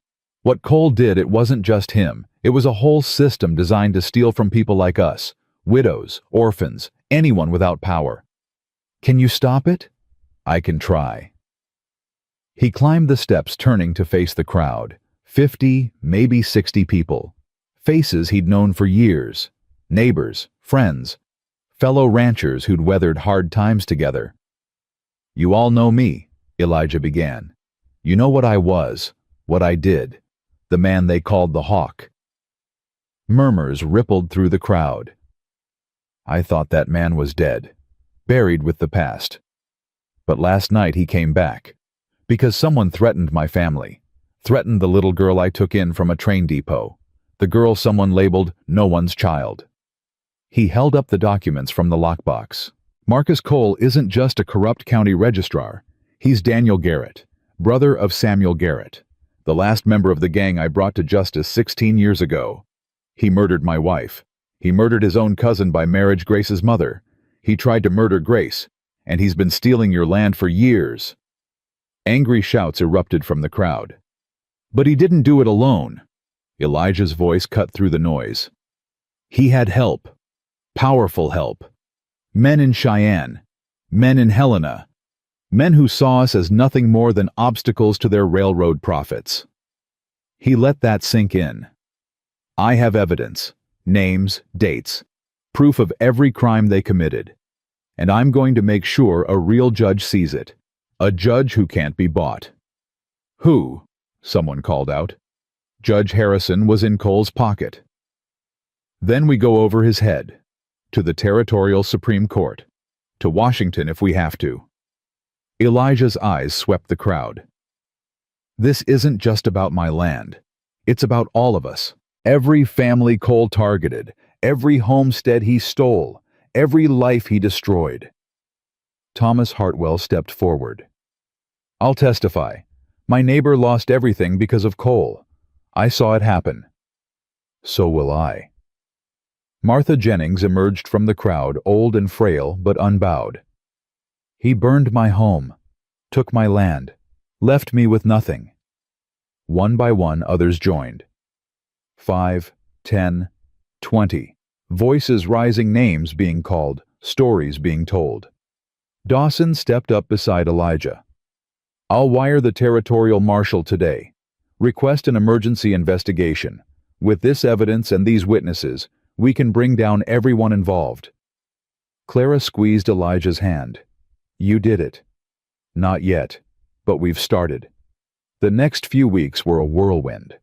Territorial marshals arrived from Helena. They took custody of Cole and his men, reviewed the evidence, interviewed witnesses.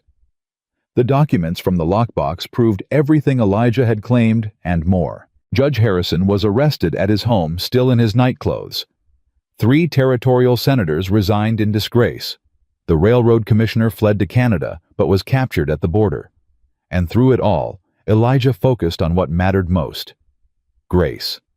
Her nightmares came every night at first, screaming awake, crying for her mother, reliving the terror of Cole's knife at her throat. Elijah would sit with her until she fell back asleep, singing Anna's lullaby, the one Grace had hummed on that first night. Will the bad man come back? She asked one evening, clutching her pillow. No, he's locked away. He can't hurt you anymore. But there might be other bad men, someday. There might be. Elijah pulled her quilt tighter. But I'll be here. I'll always protect you. Promise. Promise. Slowly, the nightmares faded. Grace began to smile again, to laugh, to ask endless questions about horses and ranching and the stars. She was healing. They both were. The trial came in early March. The Territorial Supreme Court sent a special judge, a man named William Crawford, with a reputation for honesty that bordered on legendary. He arrived in Silver Creek with 2 federal marshals and a mandate to clean house. Elijah testified for 3 hours. He told the court everything, his history as the Hawk, his pursuit of Samuel Garrett, the 16 years of peace that followed, Anna's death, Lillian's death, Grace's arrival. When he finished, Judge Crawford studied him with keen eyes. Mr. Callahan, you've admitted to killing men, to taking the law into your own hands. I killed outlaws who'd murdered innocent people. Men with bounties on their heads placed there by courts of law. And Daniel Garrett. You had him at your mercy on Devil's Ridge. Why didn't you kill him? Elijah glanced at Grace sitting in the front row between Clara and Hartwell. Because killing him would have made me what he said I was. A murderer. A man no better than his brother. He looked back at the judge. I didn't want my daughter to see that. Didn't want her to grow up knowing her father chose revenge over justice. Your daughter. Crawford leaned forward. The girl you found at the train depot, the one labeled no one's child. Her name is Grace. Grace Callahan, if the law will recognize it. We'll get to that. First, tell me about Cole's confession. Elijah recounted Cole's words on Devil's Ridge. The admission of poisoning Anna and Lillian. The 16 years of planning. The network of corruption that had enabled everything. When he finished, the courtroom was silent. Judge Crawford turned to Cole, who sat shackled in the defendant's chair. Daniel Garrett, you've heard the testimony against you. Do you wish to respond? Cole raised his head. His face was pale, hollowed out by weeks in custody, but his eyes still burned. "I'm guilty," he said quietly. "Of everything. The murders, the fraud, the land seizures, all of it." Murmurs swept through the courtroom. "I spent 16 years planning revenge against the man who killed my brother. I thought if I destroyed him, if I took everything he loved, it would fill the hole Samuel's death left in me." Cole's voice cracked. "It didn't. It just made the hole bigger." He looked at Elijah. "Your wife, Anna. She was kind to me once, when I first came to Montana before I knew who you were. She gave me food when I was hungry, smiled at me when everyone else looked through me like I wasn't there." Tears streamed down his face. "And I killed her for it, because she loved you, because destroying her would hurt you." Grace made a small sound. Clara put an arm around her. "I'm not asking for mercy," Cole continued. "I don't deserve it, but I'm asking you to remember that hate is a poison. It killed my brother. It killed me. Don't let it kill anyone else." Judge Crawford was quiet for a long moment. "Daniel Garrett, this court finds you guilty of murder, conspiracy, fraud, and kidnapping. You are sentenced to hang by the neck until dead. May God have mercy on your soul." Cole nodded once. "Thank you, Your Honor." As the marshals led him away, he looked back at Elijah. "Take care of her, the girl. She deserves better than what life has given her so far." Elijah said nothing, but he nodded. It was the last time they ever spoke. After the sentencing, Judge Crawford called Elijah and Grace forward. "There's one more matter to address," Crawford said. "The status of Grace Bennett." Grace clutched Elijah's hand, her small fingers trembling. "I've reviewed the evidence of her parentage. Her mother, Lillian Bennett, was the sister of Anna Callahan. That makes Grace the legal niece of Mr. Callahan by marriage." "Yes, sir." "However, territorial law requires more than blood relation for full family recognition. It requires demonstrated continuity, participation in family trade." Crawford studied them both. "I understand there was supposed to be a branding ceremony, one that was blocked by the late Judge Harrison's fraudulent orders. That's correct? Then I'm ordering it to take place, tomorrow, here in Silver Creek." Crawford's stern face softened slightly.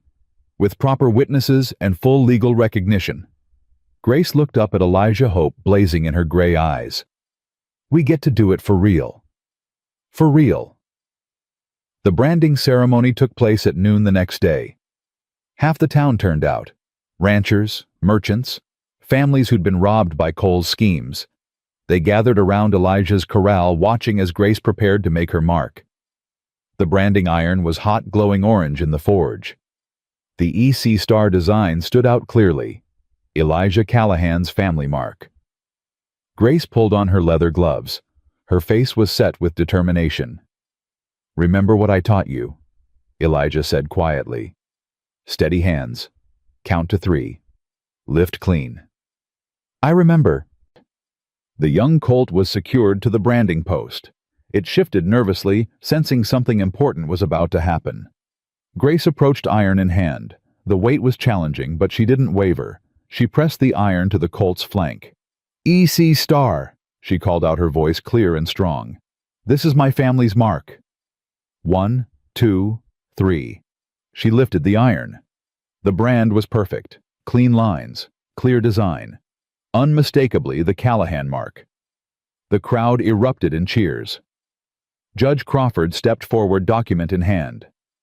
"Let the record show that Grace Bennett has participated in her family's trade, before witnesses, with skill and determination." He signed the paper with a flourish. "By the power vested in me by the territory of Montana, I hereby recognize Grace Bennett as Grace Callahan, legal daughter and heir of Elijah Callahan." Clara was crying. Hartwell was beaming. Even Dawson looked suspiciously misty-eyed. Grace threw her arms around Elijah's waist. "I'm really yours now, forever." "Forever," Elijah confirmed, his voice rough with emotion. "You're my daughter Grace, legally, officially, in every way that matters. Can we tell Mama and Aunt Anna? Can we visit their graves and tell them? Yes, we'll go today. They rode out to the small cemetery on the hill overlooking the ranch. 2 graves side by side. Anna Callahan, Lillian Bennett. Sisters reunited in death. Grace knelt between them, placing wildflowers she'd gathered on each mound. "I'm Grace Callahan now," she told the silent stones. "Uncle Elijah adopted me. It's official." She traced the letters of her mother's name. "I miss you, Mama, every day. But I'm not alone anymore. I have family." She moved to Anna's grave. "I wish I could have met you, Aunt Anna. Uncle Elijah talks about you all the time. He says you had the prettiest smile in Montana. He says I have your eyes." Grace touched the headstone gently. "Thank you for sending him to find me. I know it was you. Somehow." Elijah stood back watching. He thought of Anna, of the life they'd built together, of the love that had transformed a bounty hunter into a rancher, a killer into a husband. She'd saved him once, on a frozen mountain pass, bleeding and alone. Now, through Grace, she'd saved him again. "Thank you," he whispered to the wind. "Both of you." The breeze stirred, carrying the scent of wildflowers and fresh earth. For just a moment, Elijah could swear he heard Anna's laugh. Then Grace was beside him, taking his hand. "Let's go home, Papa." Papa. The word hit him like lightning. "What did you call me?" Grace looked up, sudden uncertainty in her eyes. "Is that okay? I know Uncle Elijah is what I've been calling you, but now that it's official, I thought maybe—" She trailed off. "I can keep calling you Uncle if you want." Elijah knelt down, cupping her face in his weathered hands. "Papa is perfect," he said, his voice breaking. "Papa is exactly right." Grace smiled, that brilliant transforming smile that chased away every shadow. "Then let's go home, Papa. I'm hungry." Elijah laughed, a real laugh, the first one in years. "Then let's go home." They mounted up together, Grace sitting in front of Elijah on his horse. As they rode toward the ranch, toward the life that waited for them, Grace began to hum Anna's lullaby. The melody drifted across the Montana hills, carried by the wind to places beyond seeing. And somewhere, somehow, Elijah knew Anna was listening. The weeks after the trial brought a fragile peace to Silver Creek. Daniel Garrett was hanged on a Tuesday morning, witnessed by the families he'd wronged. Elijah didn't attend. Neither did Grace. Some endings didn't need to be seen. Instead, they spent that morning planting flowers on Anna's grave. Lavender, her favorite. "Will the lavender grow here?" Grace asked, patting dirt around the small seedlings. "It'll take time, but by summer, this whole hillside will smell like her." "Like home."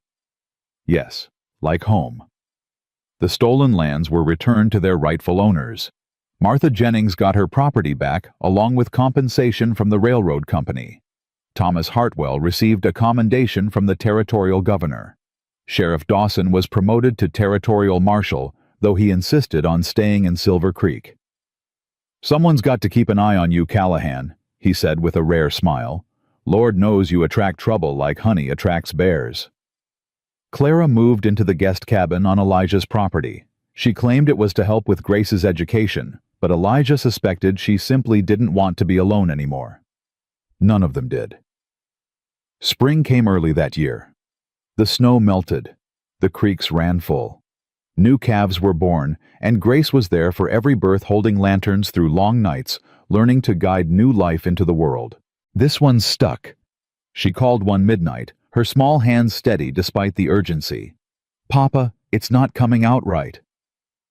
Elijah moved quickly, adjusting the calf's position. Together they pulled. The calf slid free, wet and gasping. "Is it alive?" Grace whispered. The calf shuddered, took its first breath, let out a weak cry. "She's alive, thanks to you." Grace beamed, exhaustion forgotten. "Can I name her?" "What do you want to call her?" "Anna, after Aunt Anna." Elijah's throat tightened. "Anna it is." Summer brought changes none of them expected. Clara announced she was selling the boarding house in town. "Too many memories," she said. "Too many ghosts. I'd rather be here helping you two troublemakers." "You sure about that?" Elijah asked. "Ranch life isn't easy." Neither was running a boarding house alone for 15 years. Clara's eyes sparkled. "At least here I have company." Grace was delighted. She'd grown to love Clara like a second mother, seeking her out for conversations about things she was too embarrassed to ask Elijah. "Papa doesn't understand about girl things," Grace confided one evening. "He tries, but he gets all red and changes the subject." Clara laughed. "Men are like that, even the brave ones. Was Papa always brave? Always, even when he was scared." Clara tucked a strand of hair behind Grace's ear. "The bravest people aren't the ones without fear. They're the ones who feel afraid and do the right thing anyway. That's what Mama used to say. Your Mama was a wise woman." The anniversary of Anna's death fell in August. Elijah woke before dawn, restless with memories. He found Grace already at the kitchen table, Anna's lullaby book open in front of her. "I couldn't sleep either," she said quietly. "I keep thinking about her, about all of them. All of them. Aunt Anna, Mama, even the bad man's brother." Grace looked up, her gray eyes troubled. "Is it wrong to feel sad for him, Samuel Garrett? He was terrible, but he was still someone's family." Elijah sat down across from her. "It's not wrong, it's human. The bad man loved his brother. That's why he did all those terrible things. Because he loved someone and lost them." Grace traced the words on the page. "Love shouldn't make people do terrible things." It shouldn't. But sometimes grief twists love into something ugly, something unrecognizable. Is that what happened to you when Aunt Anna died? The question cut deep. Elijah had asked himself the same thing countless times over the past 4 years. "I was angry," he admitted. "So angry I could barely breathe. I wanted to hurt someone, anyone, make them pay for taking her from me. But you didn't." "No, because Anna wouldn't have wanted that. She loved the man I became after I stopped being the hawk. She wouldn't have wanted me to go back to killing." Grace was quiet for a moment. Then she said, "I think that's why she sent me to you." "What do you mean?" "Mama said Aunt Anna was watching over us, that she'd make sure I found my way to family." Grace reached across the table and took his hand. "I think she knew you were sad. I think she knew you needed someone to love again. So she sent me." Elijah couldn't speak. The truth in Grace's words was too overwhelming. "I'm glad she did," Grace continued. "I'm glad I found you, Papa, even if it took a frozen train car and a mean note and almost dying. I'm glad too, little one, more than you'll ever know." They sat together in the pre-dawn darkness, holding hands, remembering the women who'd shaped their lives. When the sun rose, they rode out to the cemetery together. Clara joined them, carrying fresh flowers. The lavender had bloomed just as Elijah had promised. The hillside was carpeted with purple, the scent filling the morning air. "She would have loved this," Clara said softly, kneeling by Anna's grave. "She does love it," Grace corrected. "She's watching. I can feel her." Elijah placed his hand on the headstone, cool granite under his weathered palm. "I found her, Anna," he said quietly. "The girl you wanted me to find. Lillian's daughter, your niece." His voice cracked. "She's my daughter now, legally, officially, in every way that matters." The breeze stirred, carrying lavender perfume across the graves. "I wish you could have met her. She's got your stubbornness, your courage, your eyes." Elijah smiled through tears. "She calls me Papa now. Can you imagine the hawk someone's Papa?" Grace moved to stand beside him. She slipped her hand into his. "I told her Aunt Anna. I told her you sent me to him. I told her we're taking care of each other now." Grace's voice was strong. "We're going to be okay. Both of us. Because we're family." Clara wiped her eyes. "Anna would be so proud. Both of you." They stayed until the sun was high, sharing stories, sharing tears, sharing the love that connected them across the boundary between life and death. Fall brought Grace's 8th birthday. Elijah had never organized a birthday party before. The concept terrified him more than any outlaw ever had. "What do children even want for birthdays?" he asked Clara desperately. "Cake, games, friends, the usual." Grace doesn't have friends. She's been living on a ranch with 2 old people for most of a year. Clara smiled. Then it's time to change that.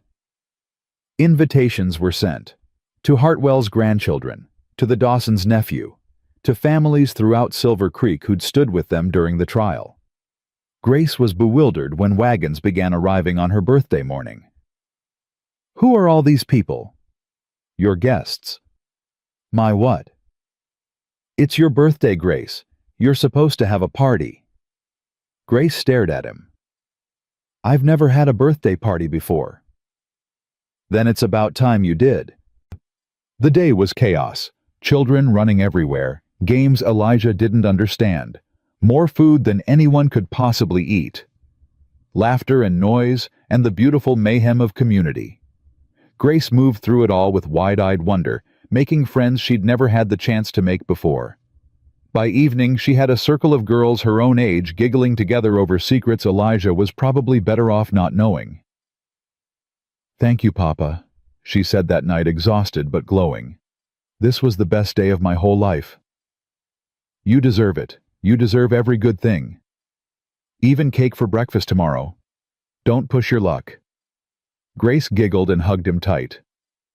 "I love you, Papa." The words still knocked the breath out of him every time. "I love you too, Grace. More than anything." Winter returned with a vengeance. Elijah stood at the window one December morning watching snow blanket the Montana landscape. 1 year since he'd found Grace in that freight car. 1 year since his life had changed forever. "What are you thinking about?" Clara asked, joining him with 2 cups of coffee. "How different everything is. How different I am." "Different how?" "A year ago I was just existing, going through the motions, waiting to die so I could be with Anna again." He accepted the coffee, warming his hands on the cup. "Now I wake up every morning with purpose, with someone who needs me, someone who makes me want to be better than I am." Clara was quiet for a moment. Then she said, "Anna would be happy, seeing you like this." "You think so?" "I know so. She always worried about you. Even when you were healthy and strong, she worried that the darkness from your past would catch up to you, that you'd lose yourself to it." "I almost did, after she died. But you didn't, and now you have Grace." Clara touched his arm gently. "Anna gave you that gift, Elijah. One last gift, the chance to love again." Grace burst through the door covered in snow, her face flushed with cold and excitement. "Papa! Come quick! One of the horses is acting strange." They rushed to the barn to find Starlight, their best mare, in labor. But something was wrong. The horse was thrashing, distressed, unable to deliver. "Get Dawson," Elijah ordered Clara. "Tell him we need help."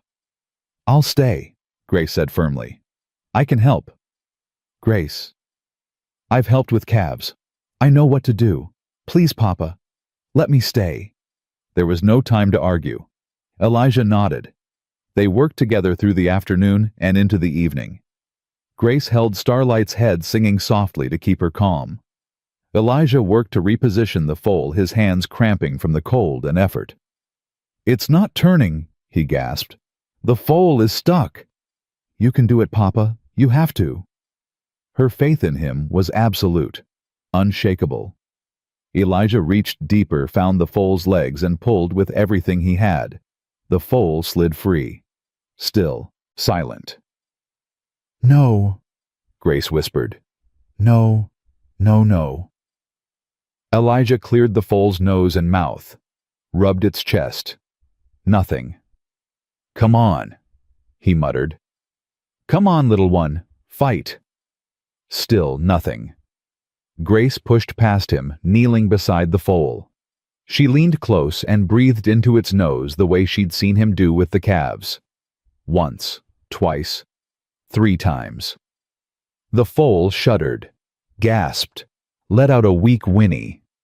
"He's alive!" Grace cried. "Papa, he's alive!" Elijah slumped back, exhausted but triumphant. "You saved him. You saved his life." "We did. Together." Grace looked up, tears streaming down her face. "That's what family does, right? Save each other." "That's exactly what family does." Spring came again.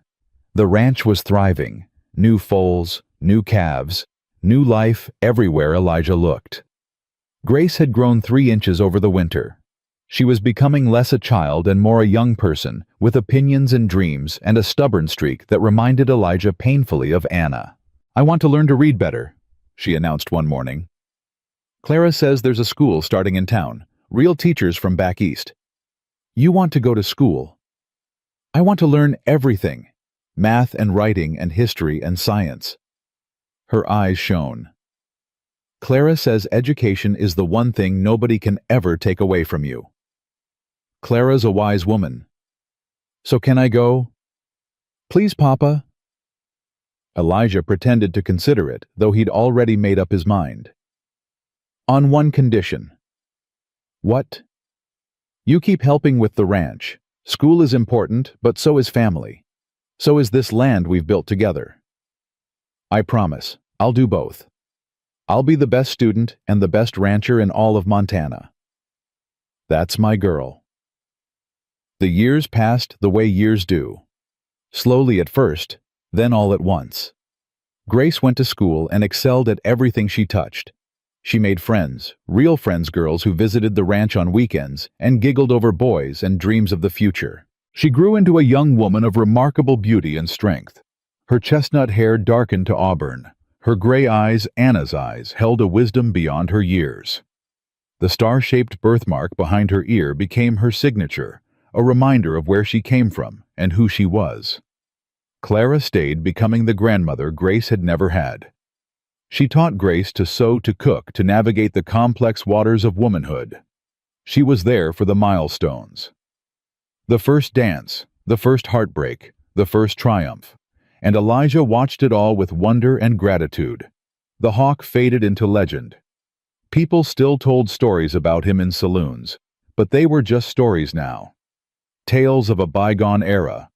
The man himself had been replaced by something better. A father, a rancher, a pillar of the community he'd once passed through as a stranger.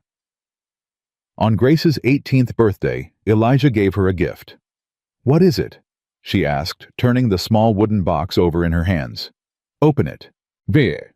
Inside lay a silver locket, simple but elegant, engraved with intertwined roses. "This was Anna's," Elijah said quietly.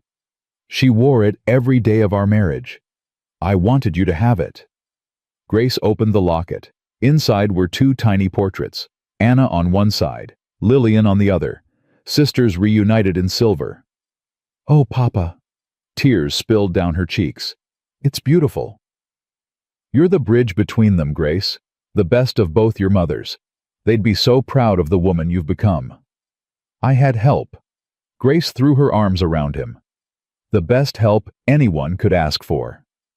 20 years to the day since Elijah had found Grace in that frozen freight car, the lavender bloomed thick across the cemetery hillside. Elijah sat on the porch of the ranch house, watching the Montana landscape spread before him. His hair was white now, his face mapped with lines earned through decades of hard work and harder love. But his eyes were at peace. Grace rode up on Starlight's son, a magnificent stallion she'd raised from that difficult birth years ago. She dismounted and climbed the porch steps, settling into the chair beside him. "Beautiful day," she said. "That it is." "I have news, Papa." "Oh." Grace took a deep breath. "Thomas Hartwell's grandson, James. He asked me to marry him." Elijah felt his heart squeeze, joy and sorrow intertwined. "What did you say?" "I said yes." Grace's smile was radiant. "I love him, Papa, the way you loved Aunt Anna, The way Mama loved me. Then I'm happy for you. There's more. Grace took his weathered hand in hers. We want to stay here, on the ranch. James wants to learn the trade, to carry on what you built. You don't have to do that. You could go anywhere, do anything. I know. Grace squeezed his hand. But this is home, this land, these animals, these memories. Her eyes glistened. You made it home, Papa, for both of us. I don't want to leave. Elijah looked out at the ranch, at the barn and corral and the cabin Clara had lived in until her passing 2 winters ago, at the hillside where lavender bloomed purple over Anna's grave. Your Aunt Anna would be pleased, he said finally. She always wanted this place to be filled with family, with life, with love. It will be, I promise. The wedding took place on a June morning under skies so blue they hurt to look at. Half of Montana seemed to attend, ranchers and townsfolk and territorial officials, people who remembered the trial 20 years ago, people who'd heard the stories, people who simply loved Grace and wanted to see her happy. Elijah walked his daughter down the aisle, his steps slow but steady. Nervous, he whispered. Terrified, Grace admitted, but the good kind of terrified. That's exactly how I felt when I married your aunt. How do I look? Elijah stopped, turned to face her. His daughter, his miracle, the frozen child who'd become the center of his world. You look like a woman who knows exactly who she is, he said. Strong, brave, loved beyond measure. Grace's eyes filled with tears. I learned from the best. He kissed her forehead gently. Your mothers are watching, you know. All 3 of them. Anna, Lillian, Clara. I know. I can feel them. They completed the walk together, father and daughter, and Elijah placed Grace's hand in her husband's. Take care of her, he told James quietly.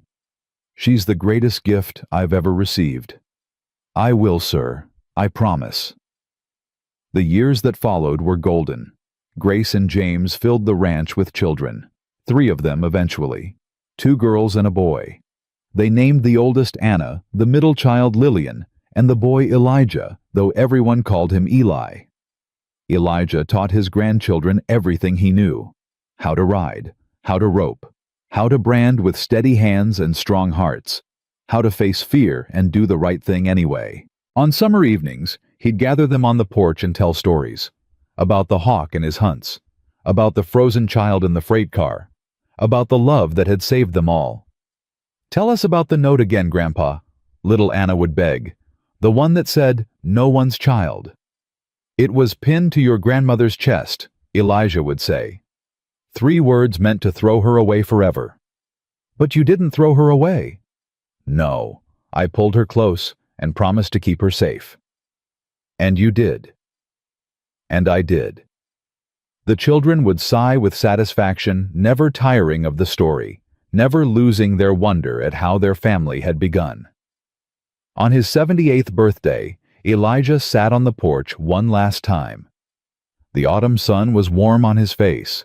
The lavender had long since faded for the season, but its scent lingered in his memory. Grace sat beside him holding his hand, her own hair now streaked with silver. It was a good life, Elijah said quietly. The best. I never thought I'd have this. After everything I did, everything I was. He looked at his daughter. You gave me this grace. You and Anna. The 2 of you saved me. We saved each other, Papa. That's what family does. Elijah smiled. That's what family does. He closed his eyes, feeling the warmth of the sun, the touch of his daughter's hand, the presence of everyone he'd loved, watching from somewhere beyond. And in that moment, peaceful and complete, Elijah Callahan finally rested. Grace stayed with him until sunset. When the first stars appeared, she leaned close and kissed his forehead. Thank you, Papa, she whispered, for finding me, for keeping me. for showing me what love really means." She stood looking out at the ranch they'd built together. The land, the animals, the home that had sheltered so many dreams. Her children were waiting inside with their own children now. 4 generations gathered under one roof. A family that had started with a frozen child and a broken man who'd found each other against all odds. Grace touched the locket at her throat, Anna and Lillian forever captured in silver. "I kept my promise," she told them silently. "I lived. I loved. I made it mean something." The wind stirred, carrying the scent of lavender from somewhere impossible. And Grace Callahan, who had once been called no one's child, smiled. She was somebody's child, somebody's daughter, somebody's mother and grandmother. She was loved. She was home. She was exactly where she was meant to be. And that was enough. That was everything.